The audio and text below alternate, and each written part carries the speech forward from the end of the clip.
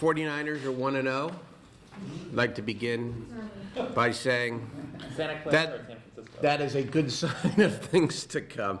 Hey, thank you guys for joining me today. We had obviously a long evening on Friday evening, Saturday morning. Didn't have a chance to do this over the weekend, but I wanted to get together today to give you my impressions of the just completed session and to, of course, answer your questions. In my view, this was one of the most productive sessions in recent memory. We passed an on-time budget that dropped our deficit from a high of $26.5 billion at the beginning of this year down to about $3 billion. And then we had a brief summer recess, and during the last 4 weeks of session, followed through on our commitment to use the tools at our disposal to help the economy and get people back to work sooner than later. Any one of these items would have been a significant advance taken in their totality. I think it represents significant progress, and I hope a jolt of confidence for people in the business community and the naysayers, who say California is unfriendly to business. I start with AB 900, which was the last week's bill to take the foundation laid by the LA Stadium project and say, if it's good enough for one project of that magnitude, it ought to be good enough for other regions of the state that are struggling economically just as much as Los Angeles. And I'm very proud of this work because, on the one hand, we did nothing to weaken CEQA substantively.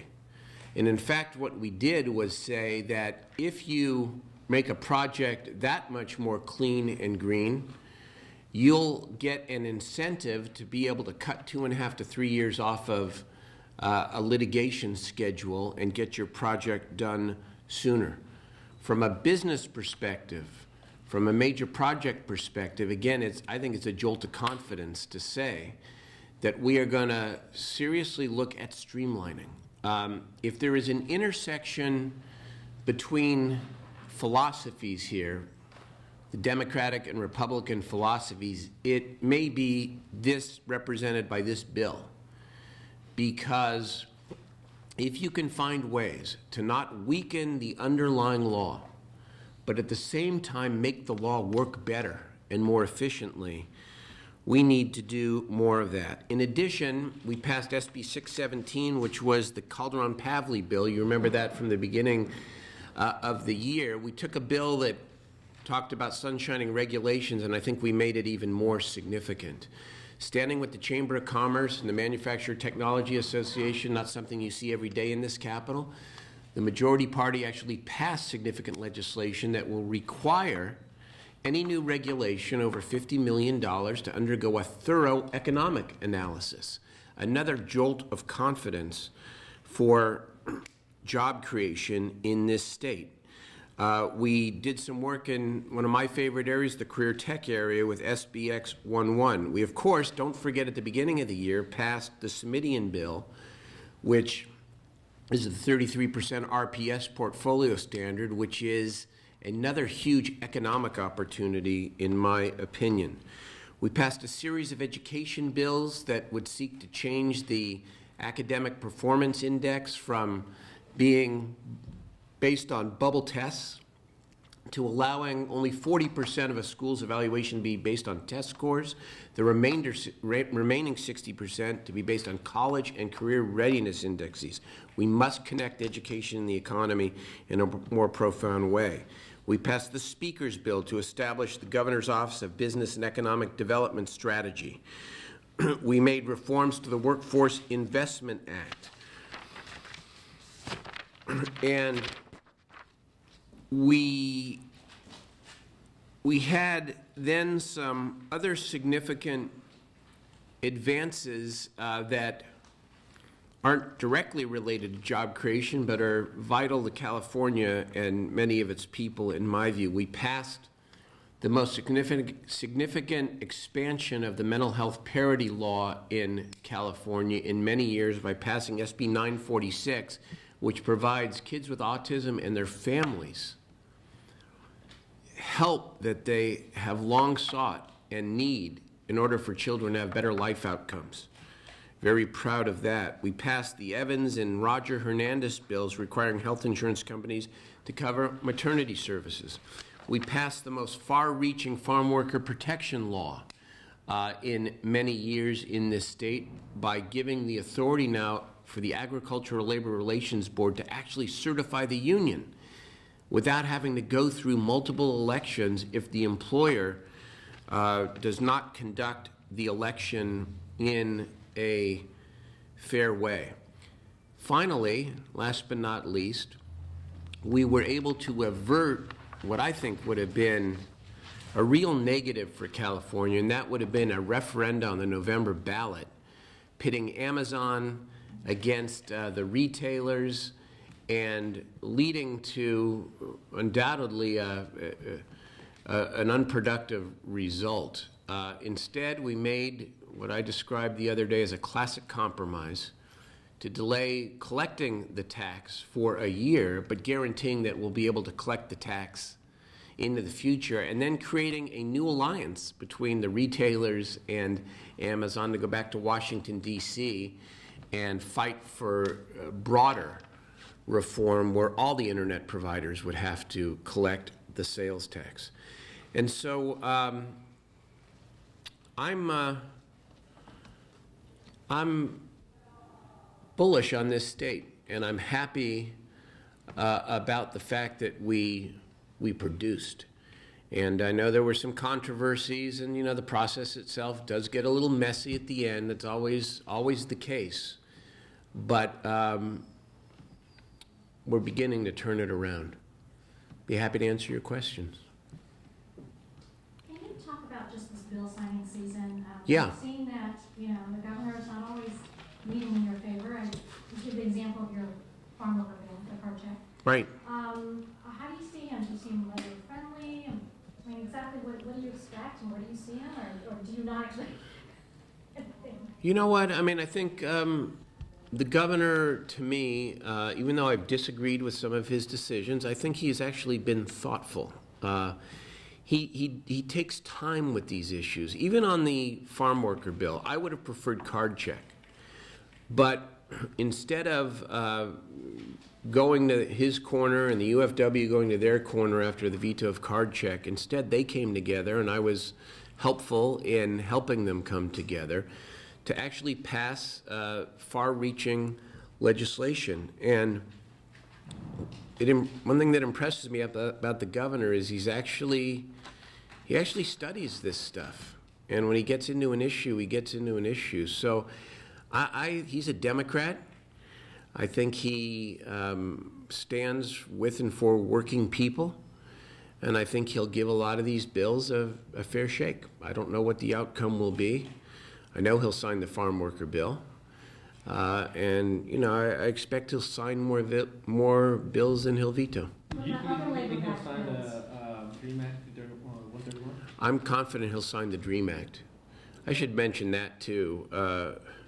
I'm glad you reminded me, because I actually consider those two bills to be among the more significant pieces of legislation this session. If we're going to be a state of opportunity, we got to give that opportunity to all young people and not differentiate and discriminate.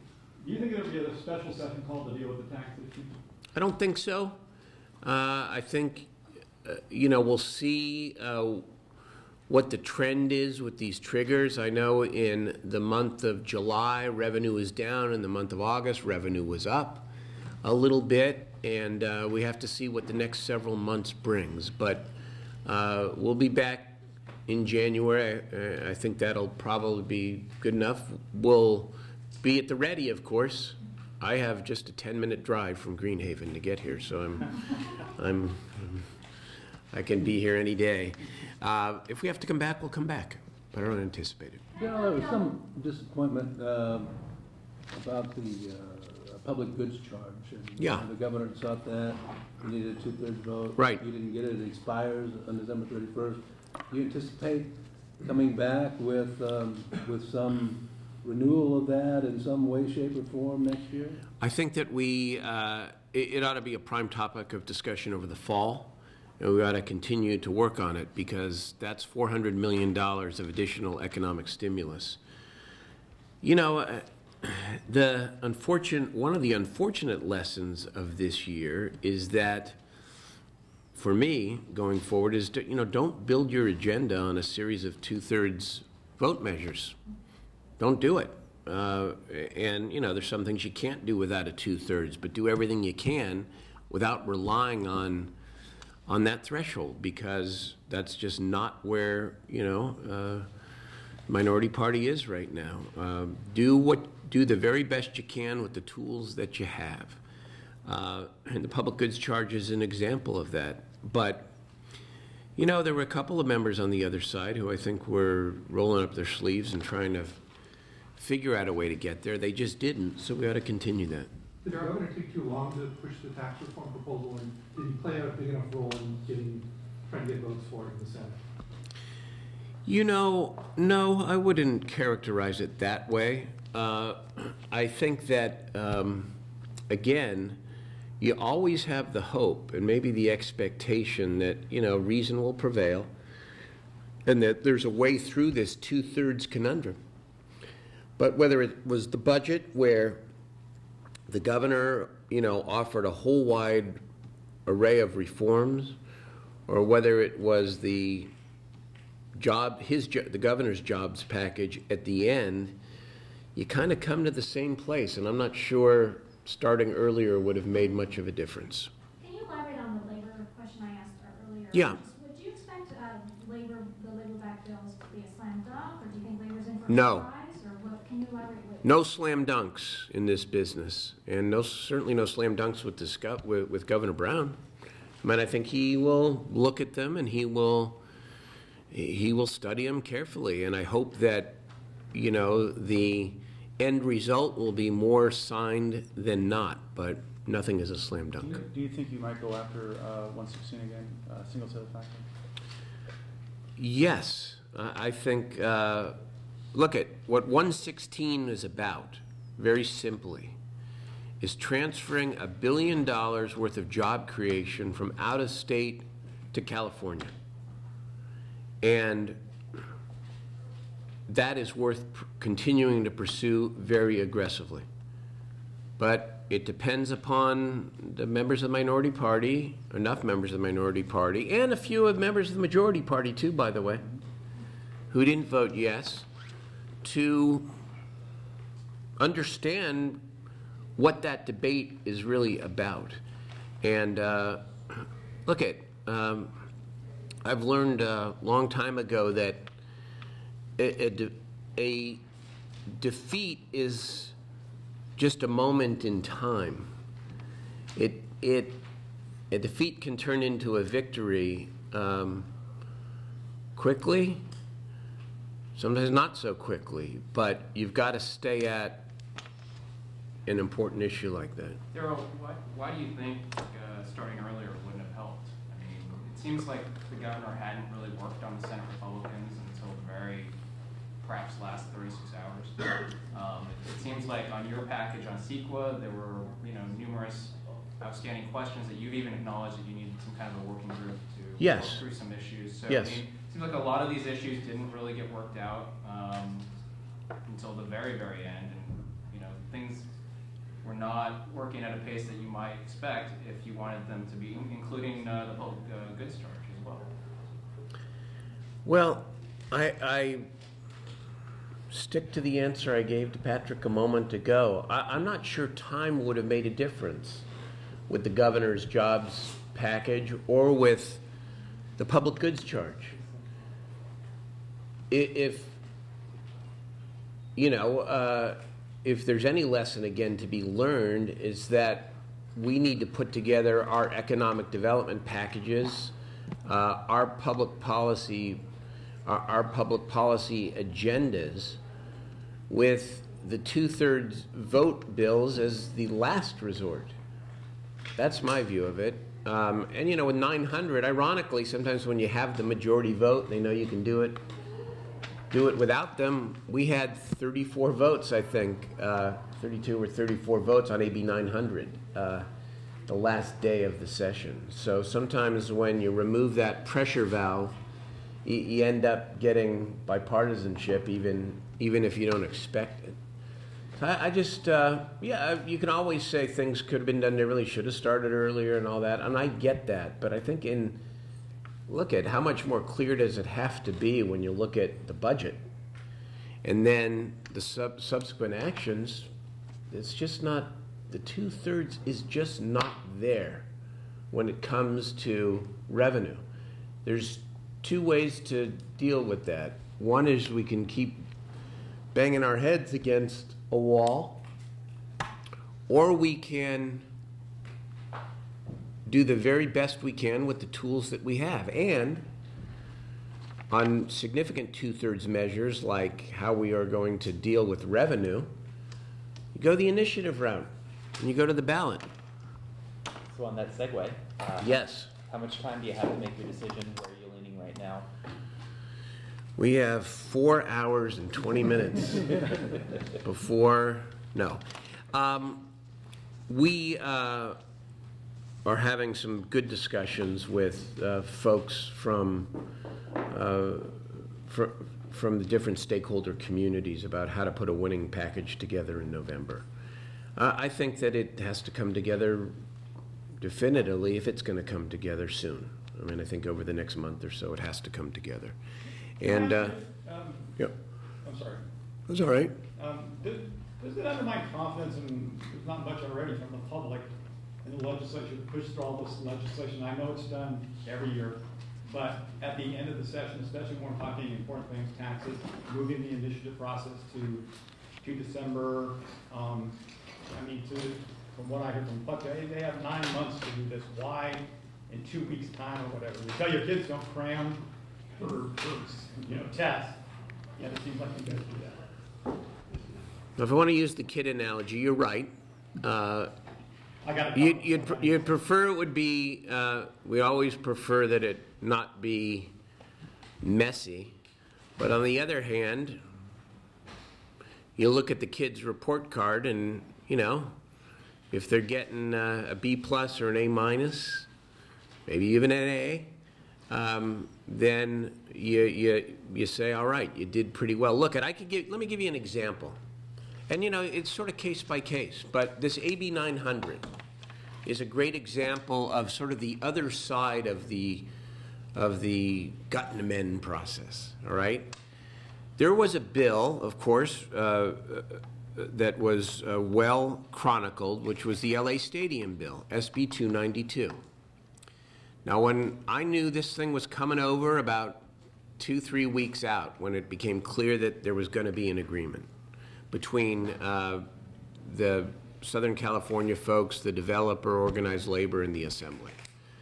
So I knew it was coming, and it was coming fast. And my view was that I thought that the underlying agreement was sound.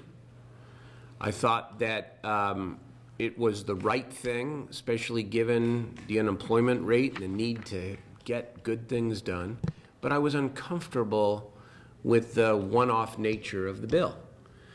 And so, life not being perfect, had to figure out how to respond. And the way I decided to respond was not to say, no, we're not going to do the bill,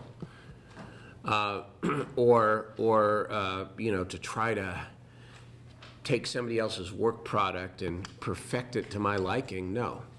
Instead, I decided, why not take this one project and turn it into a policy victory for California and the economy? And that's what we did. 900 was basically will allow hundreds of projects potentially to get the sort of expedited review, if they're clean and they're green, that we gave to the LA Stadium. Now, critics have said, well, why did you do that at the end of session? And my answer is because sometimes you have to seize the moment. If we had waited until January, there wouldn't have been this juxtaposition with the LA Stadium bill. There wouldn't have been, the moment might have been gone. And so I acknowledge that the process can be messy, but in the end, I think on issues like this, the people also expect us to do everything we can to help improve the economy and get folks back to work. So it's always a balance, and it's a case by case. Hey, Senator, can you talk about SB 547, the EQI bill? Yes. We're hearing that the administration has concerns about the timing, given the Common Core is coming down the pipeline. Yeah. That's going to change the whole assessment landscape. So there is concerns there from the I've talked to the governor about it directly because it's a high priority bill for me and I believe the state. This is the bill that says no more than 40% of the API can be bubble generated test scores, standardized test scores. The other 60% has to be college and career readiness. I think it's consistent with the drive to make the economy a focal point here in California. You know, the governor, I don't think has spent a lot of time yet on education-related issues, and we're going to try to convince him to sign it. If he doesn't sign it, then we'll pick up right where we left off, and we'll continue to push for a greater connection between public education and the economy. Is that a valid concern that with Common Core not coming in 2014, it might be wise to do the assessments after the standards come in? Well, we put off the effective date, of course, of the bill until 2014, but I look at it differently. And I said this on the floor, in Washington, D.C., they are arguing about the reauthorization of No Child Left Behind. And they're at a partisan impasse over how to deal with any of that. So why not look to California to sort of set the standard and to lead the way when it comes to our most important issue? I think that's a better position than to wait for other people to act and hope they get it right. I think we can get it right. By the way, I don't prescribe how the other 60% ought to be done. We give it to the State Board of Education to define those indices. Graduation rates, dropout rates, remediation rates for English and math in the first year of college, the percentage of young people that enter into either college or professional licensing programs. There's so many more, I think, smart ways that we can gauge the effectiveness of our public schools and specifically our high schools. And I think 547 sets a template with plenty of discretion for the governor and the State Board of Education to define exactly what that is. Finally, what about local control? I mean, the governor's big thing is local school control, and there's been concerns this is a prescriptive bill because it's all coming down from the state level. It's the state's role to, I think, establish a statewide accountability system. How schools get there, how districts get there is within their discretion. Senator, can I ask about, I know often you don't like getting asked questions about, whether Democrats and unions are such and such, but, between the there are a lot of questions I don't like, but I answer them all. Yes, very true. Okay. But, the babysitter unionization, or child care provider unionization, child care provider? Thank you. Yes. And the PLAs and the June to November, just as a whole, the broad perception that Republicans took away from it was that you were doing the union's bidding, and they felt very frustrated about that. Well, the majority party, first of all, has the right to exercise its prerogatives. And secondly, I can talk about each of those bills. On the child care bill, the critics can characterize it in the way they wish, but I view this as a bill to help more people get into the middle class. I look at what we've done with child care funding over the past couple of years, cut it dramatically, and say there's got to be some hope and some ability for people who take care of our youngest children to raise their standard of living. That's the way I look at it. On the PLA bill, mischaracterized a little bit, I got to in the press, because it's not a bill that mandates PLAs in any way. It simply says that a city or a county, by vote of the people or by ordinance, cannot outright prohibit PLAs, which leaves it up to the city council or the board of supervisors in any particular project to say yes or no, depending upon the circumstances. The city of Sacramento, under the even if my bill gets signed, the city of Sacramento, the city of LA, the city of San Diego could look at 10 project labor agreement proposals and say we're not doing a single one of them, and that would be fine, even under the bill that we sent to the governor. And on the third issue,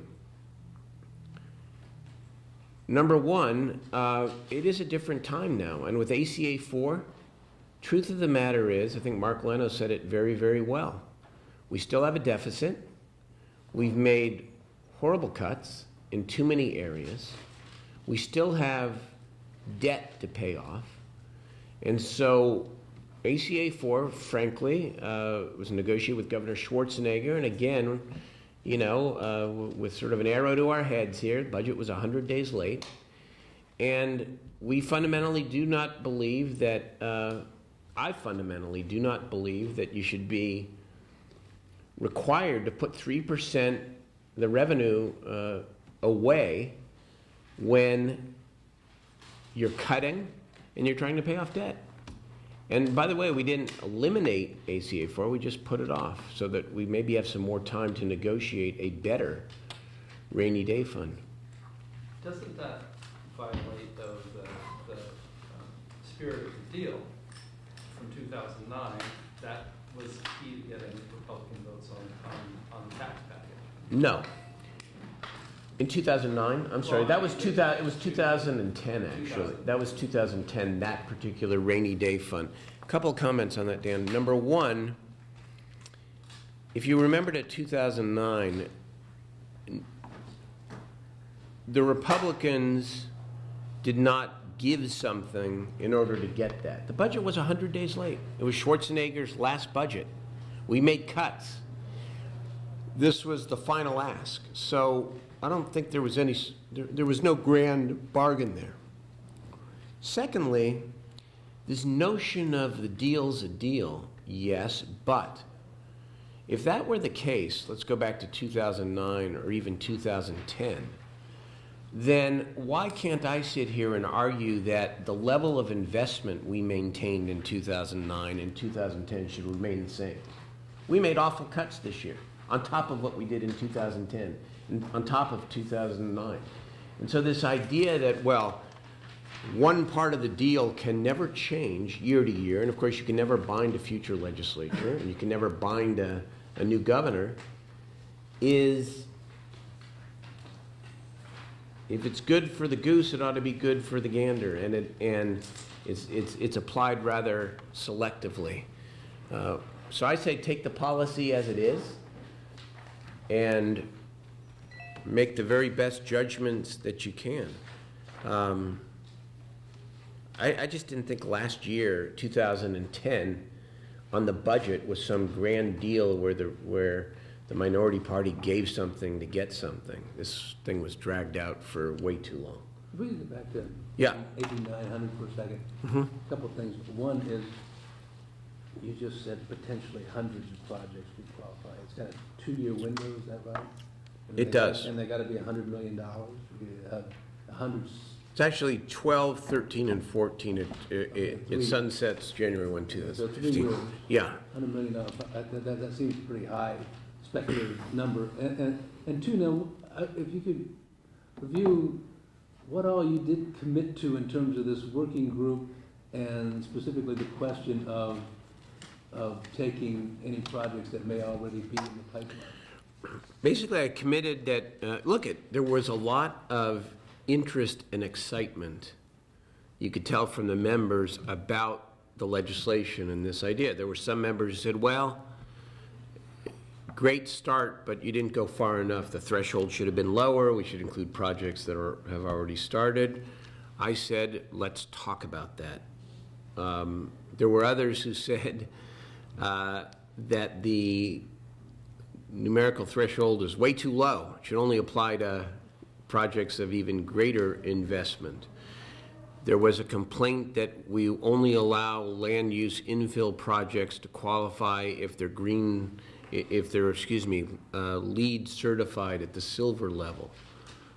Something we can talk about over the fall. But again, I didn't want to miss the moment, because if we had let this go, I feared that it would, I feared that the issue would lose its steam, and that the fact that the LA Stadium proposal was front and center gave us the opportunity to do that, but also do something larger.